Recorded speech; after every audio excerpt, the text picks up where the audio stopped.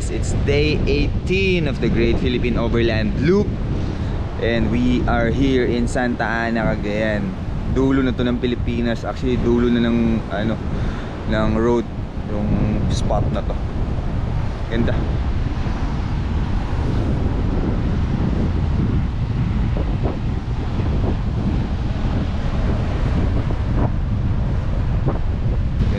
Ganda. So inulan lang kami kagabi. Sobrang lakas ng hangin, as in parang gumagalaw yung yung tinutulog yung kubo, parang lili pa rin. Sobrang lakas. Sorry, bagong gising ba? As in woke up like this.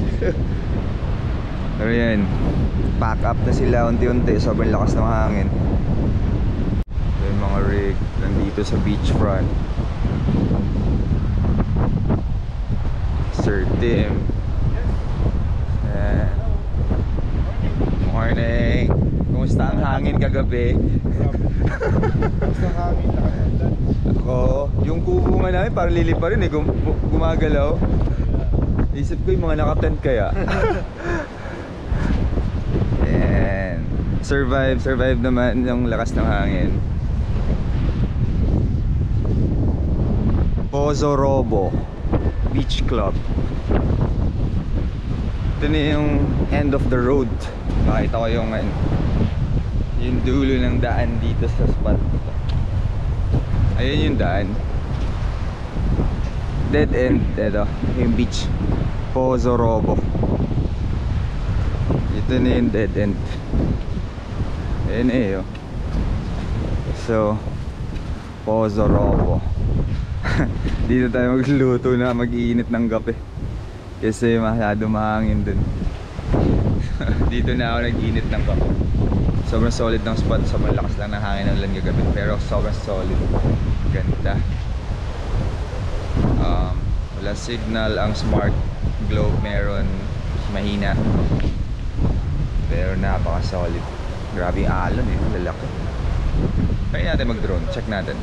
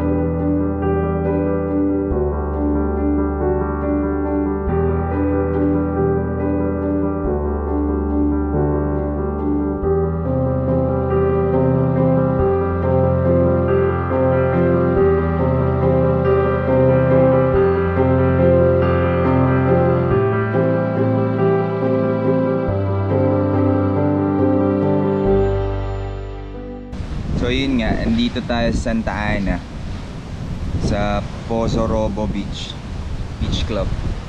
Sorry, kapanligo, kagising lang. Pero alis na kasi kami ng 9 AM. Kaya video na natin bago tayo umalis. Kasi dumating kami dito kagabi, ano ba, dilim na eh. So hindi namin nakuhanan. Tapos alis din kami ng umaga kasi kailangan namin pumunta ng Lawag. And kailangan pumunta Ilocos. So morning shots lang tayo. Kaso umulan, malakas, mahangin, sobrang lakas. Yung kubo kung saan kami nakastay parang gumagalaw na. Yung mga nakatent sa labas, yung mga mesa nagtumbahan na. Rap ng kape. Sobrang lakas ng hangin, grabe. Buti nga nakapeg lahat. Wala naman yata nasira. Pero kasi hindi OA, pero sobrang lakas ng hangin. Sabagay, harap na kasi to eh. Open sea na. Sobrang dulo na ng dulo na talaga ng Pilipinas. Actually, nasa road ako ngayon. Ayan yung road. Dito ako pumuwesto kasi mahangin din. So dito ako nag-init ng kape. Ito yung dulo ng road. Yung Pozo Robo sign. So, eto dead end na to guys. So, dulo na to ng Pilipinas. Sa daan. On this side. On this side. So, may mga ibang side naman na dulo din. Pero this one, dito, kung pupunta ka dito sa Pozo Robo, eto na talaga yung dulo. Sa daan. So, ayan. May sobrang lakas ng hangin. And, ganda sana. Gusto ko pa magstay pero kailangan na namin umalis.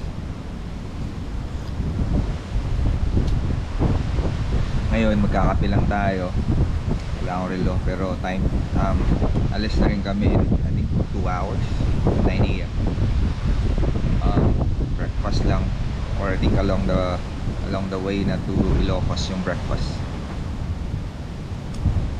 Oh well, sayang hindi na ma-enjoy ng sobra.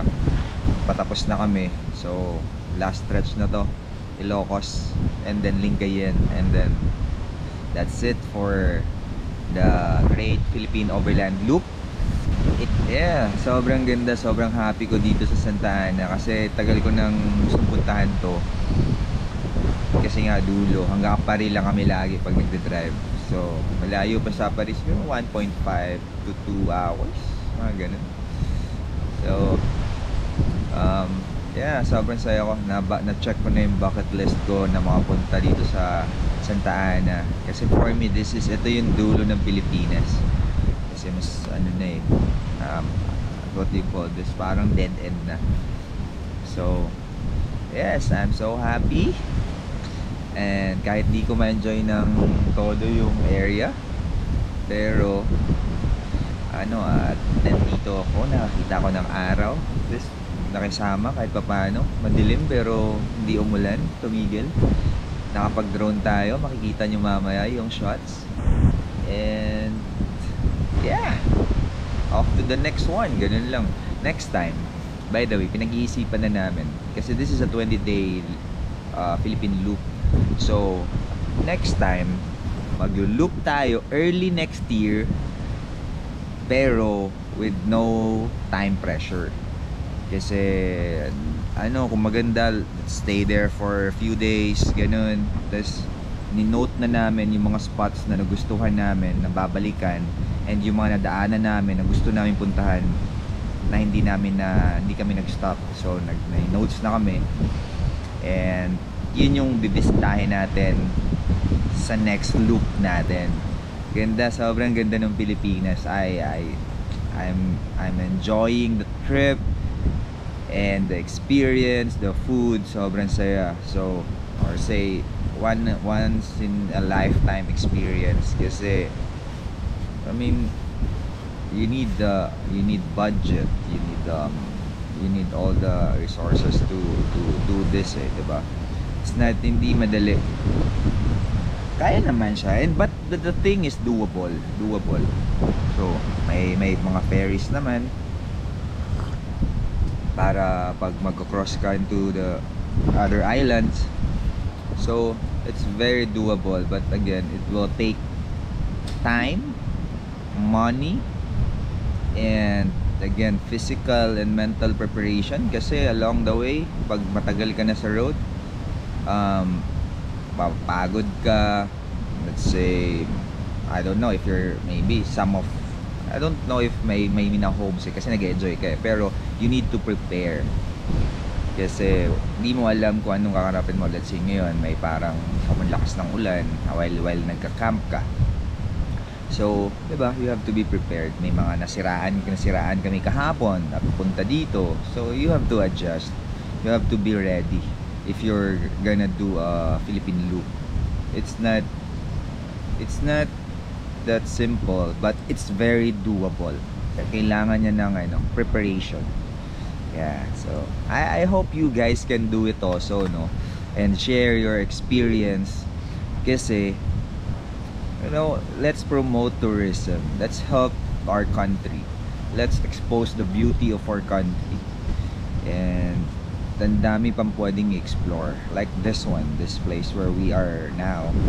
Sobrang ganda, pero again, sobrang layo. So again, hindi attractive to other people kasi long drive or ganyan, or mag-fly ko pa to the nearest airport, ganyan. Ilan lang yung flights. Pero the point is, sobrang daming maganda sa Pilipinas. Sobrang dami. So, yeah. I'll update you anong mangyayari ngayon. Tara, samahan nyo lang kami, samahan nyo lang ako para kung ano pang mga mangyayari. Alright, let's go. Sobrang ganda guys, promise. Pozo Robo, Santa Ana. Ganda. Beach camping. Yan yung mga rigs. Oh, nice. So, Sir Rick, Anthony, Jason, papalipad sila.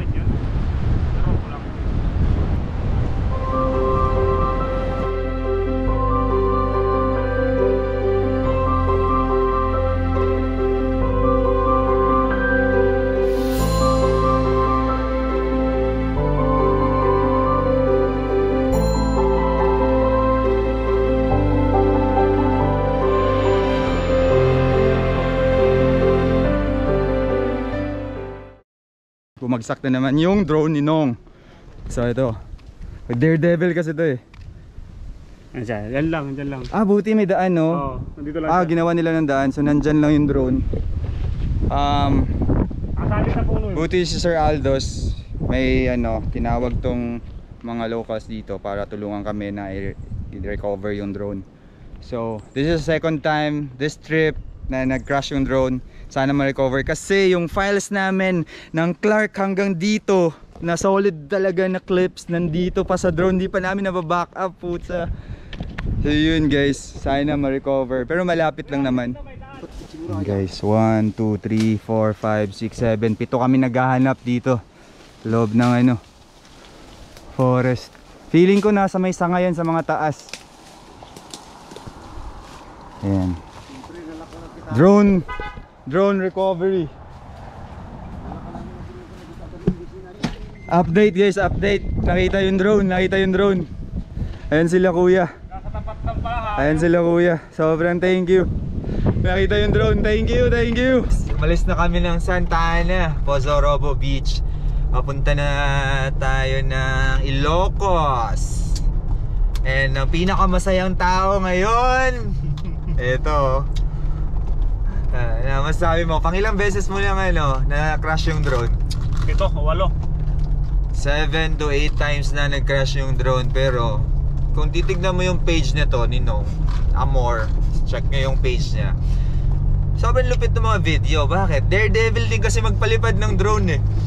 So ayun yung nangyari. Ngayon guys, pupunta na tayo ng Ilocos. Siguro may mga spots tayo, marami tayong spots na madadaanan.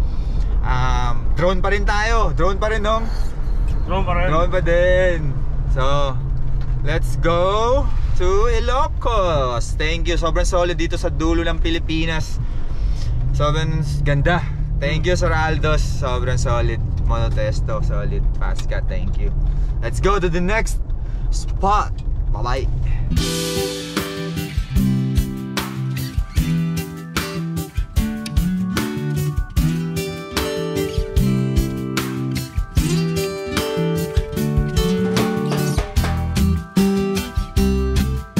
Guys, dito kami sa Gonzaga. Nagdedesisyon yung team kung anong gagawin sa Hilux ni Kuya Jojo kasi nasira yan, Kuya Jo. Hello! Tara, tuloy pa din. Big smile pa rin tayo. Oo, tuloy pa din. Normal sa amin, pwede mga... isa kung gusto mo sumabay ha. Gusto mo ikaw mag-drive ng FJ eh. na lang ako. Gusto mo? Para ma-enjoy mo. Para baka magpahinga din ako. Para mapag-ano ako. Para ma-enjoy mo, ma-enjoy ko din. Yun, so nag-decide yung team na iwan na lang dito. Tapos tawag doon? Kakargar, car carrier. Ganun. So pipick upin na lang dito yung sasakyan. Sa lawag na lang papatingin ng mabuti. Tama. So para sa lawag na lang siya gagalawin para mas maraming malalaking shop. Since nag-crash yung drone, lesson, back up tayo. Back up tayo ngayon. Kasi 3 days na hindi nagba-backup ng files. Backupin na natin para safe, para sa mga next days. Huwag naman sana, pero if ever may mangyari sa drone, at least may files, nakuha na natin yung files. And dito pa naman yung mga na-highlights. So Back up tayo, back up. So guys, stop over tayo dito sa Claveria. Lunch tayo sa La Comedor Restaurant. Ganda nung spot. Solid yung find nito ni Sir Tim. Ayan o. Ganda ng restaurant. Parang resto bar. Hello! Oh, what? Mga few days na natin kasama pero hindi pa napapakita. Sir Hector Cal. Hi sir. Ilang days na natin kasama to pero ngayon lang na-introduce. Yeah. Ding, sila yung tandem. Yeah. Boyfriend ko. Solid idol ka namin sir. Idol ka namin. Sir! Yan. Of course, the adventure guys or Luigi. Kung makikita nyo yung kahit video niya. Yun. Sir Edgar. Hi! Say hi. Sir Aldos, thank you. Alright. Solid. Ingat. Let's have a lunch. Yeah. That's Sir Aldo. Siya yung owner ng property dun sa Santa Ana na pinagkampa natin. Napaka-solid. Ganda. Sir Ding. There we go. Sobrang chill ng vibe dito. Oh. Ganda pa ng view. And thank you for welcoming us here. Welcome po kayo sa Claveria. Anyone, invite nyo sir lahat. Kung sino mga pupunta, dumaan dito. Yes sir. I'm inviting everybody to come to Claveria, Cagayan, La Comedor.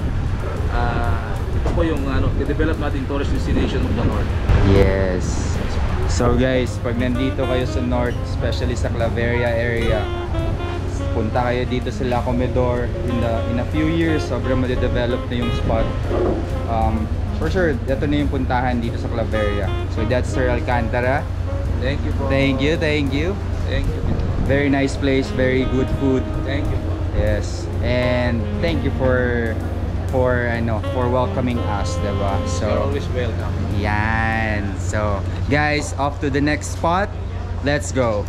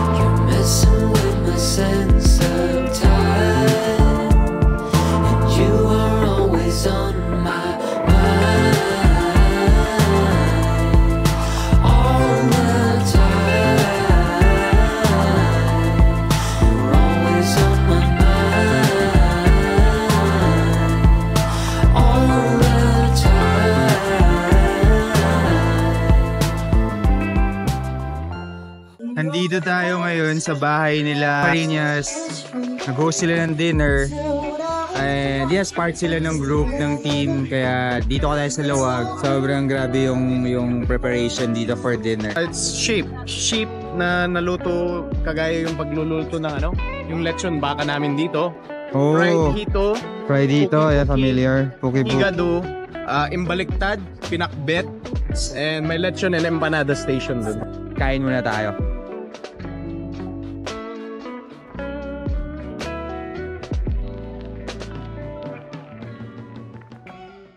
Kakatapos lang ng dinner. Ngayon, dito tayo naka-check-in sa Java Hotel sa Lawag.